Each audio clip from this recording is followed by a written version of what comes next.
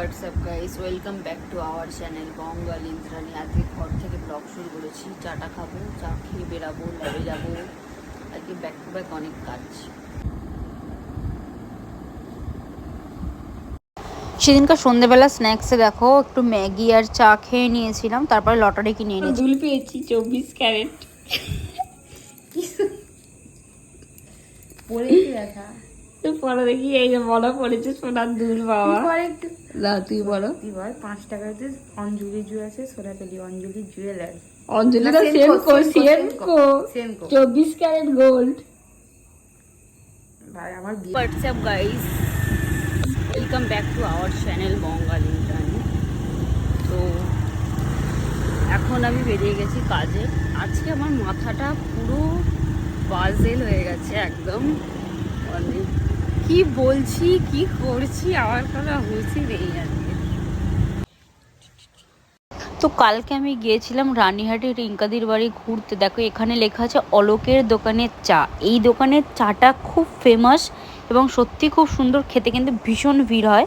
তার পাশের দোকানের চিকেন সিঙ্গারা, চিকেন পকোড়া, ডিমের ডেভিল আরও নানান রকম অনেক কিছু পাওয়া যায়। এই দোকানটাতেও ভীষণ ভিড় হয়, মানে এত ভিড় ছিল কি বলবো। আমরা টেস্ট করেছিলাম চিকেন পকোড়া, যেটা টেস্ট সেইভাবে ভালো ছিল না, আমার তো ভালো লাগেনি।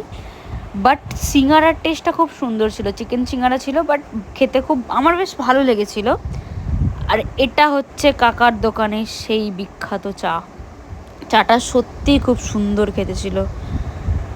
আর এই লোকটা তো সিঙ্গারা মুড়ে মুড়ে পাগল হয়ে যাচ্ছে, দেখো না কি হাসছে কাকা সিঙ্গারা মুড়তে মুড়তে। আর এটা হচ্ছে জনপ্রিয় অরুণ আইসক্রিম। অরুণ আইসক্রিম সত্যি যেমন খেতেও ভালো, দামও কম। আমি একে জিজ্ঞেস করছিলাম কি আইসক্রিম খাবি বল, কিন্তু অরুণ আইসক্রিম সত্যি খুব ভালো খেতে। আমি দুটো নিয়েছিলাম, দুটোই সুন্দর। ব্লগ এবং কালকে রবিবারের ব্লগ, দুটো ব্লগ একসাথে জয়েন্ট করে আমি ছেড়ে দিচ্ছি আজকে।